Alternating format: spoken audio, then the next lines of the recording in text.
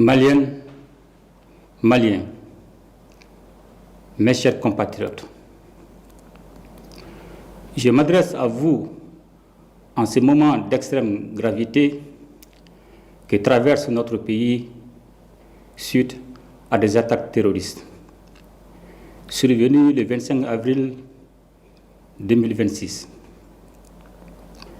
Ces attaques complexes, coordonnées et simultanées, ont visé les localités de Bamako, Kati, Kona, Mopti, Gao et Kidal. Grâce à la promptitude et au professionnalisme des forces armées et de sécurité, un violent coup d'arrêt a été donné aux assaillants, dont l'objectif était d'installer un climat de violence généralisée dans les localités concernées. Grâce au sang-froid des hommes engagés et au maintien de la cohérence de la chaîne de commandement, le plan funeste de l'ennemi a été déjoué, avec la neutralisation d'un nombre important d'assaillants. À l'heure où je vous parle, le dispositif est renforcé, la situation est maîtrisée et les opérations de ratissage, de recherche, d'exploitation du renseignement et de sécurisation se poursuivent. Maliennes, Maliens, en ces instants de douleur collective, ma première pensée va aux victimes et à leurs familles. Je m'incline devant la mémoire de nos compatriotes, civils et militaires, tombés sous les coups de la barbarie. J'adresse au nom de la nation tout entière mes condoléances les plus attristées aux familles endeuillées et exprime ma compassion aux blessés. C'est avec une grande peine que je tiens à rendre un vibrant hommage à notre regretté ministre d'État, ministre de la Défense et des Anciens combattants, le général de corps d'armée Sadio Kamara, dont la disparition constitue une perte immense pour la nation malienne. Ce valeureux officier a servi le Mali avec loyauté, courage et dignité, avec un sens élevé du devoir à un moment où notre pays est engagé dans une lutte acharnée contre le terrorisme. À sa famille, à ses proches, à ses collaborateurs et à l'ensemble des forces armées et de sécurité, j'adresse la compassion et la solidarité de la nation. Son engagement restera gravé dans la mémoire collective et son sacrifice nous oblige. Qu'Allah lui accorde sa grâce infinie. Mes chers compatriotes, ces attaques ne sont pas des faits isolés, elles s'inscrivent dans un vaste plan de déstabilisation conçu et exécuté par les groupes armés terroristes et les sponsors internes et externes qui leur fournissent du renseignement et des moyens logistiques. C'est le lieu de raffirmer la ferme volonté du Mali de maintenir le cap de sa refondation. Notre peuple a fait un choix, celui de la souveraineté et de la dignité qui symbolise la prise en main de son destin. Ce choix est l'expression d'une volonté nationale affirmée et assumée.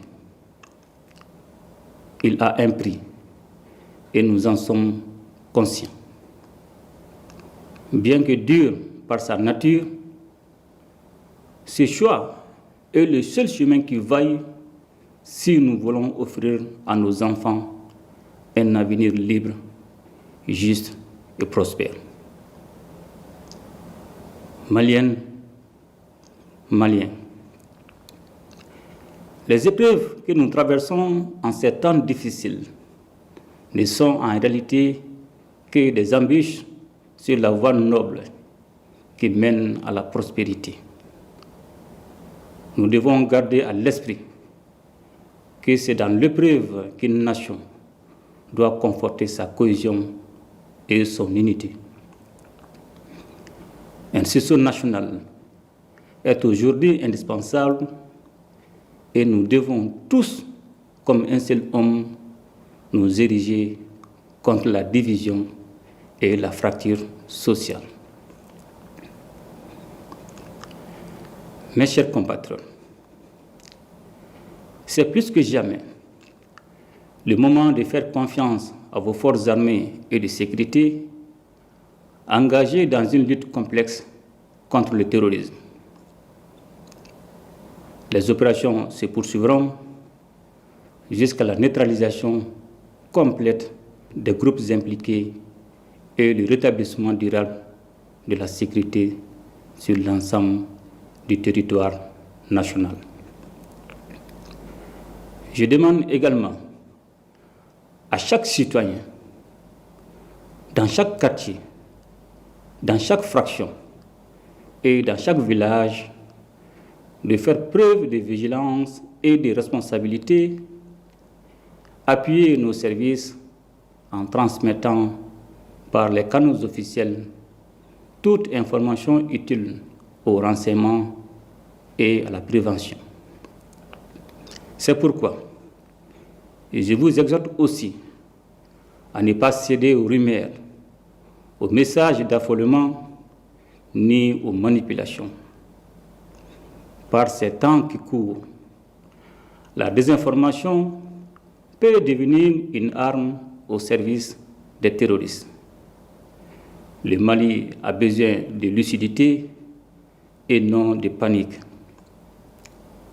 Je salue, en cette circonstance, la synergie d'action au sein de la Confédération des États du Sahel, dont la force unifiée œuvre sans relâche à la pacification de notre espace. Je tiens également à reconnaître la qualité de la coopération avec nos partenaires stratégiques, notamment la Fédération de Russie. J'ai instruit le gouvernement de prendre toutes les mesures nécessaires pour renforcer l'assistance aux victimes, soutenir les familles endeuillées et accompagner les blessés. La solidarité nationale ne doit pas être un vain mot.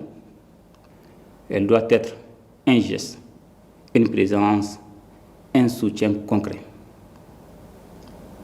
Aucune violence, aucune intimidation, encore moins des tentatives désespérées de déstabilisation ne sauront inverser la marche de notre pays. La refondation se poursuivra, la souveraineté se consolidera, notre peuple, debout et résilient comme jamais, triomphera de cette épreuve.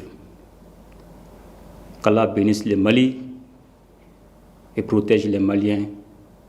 Je vous remercie.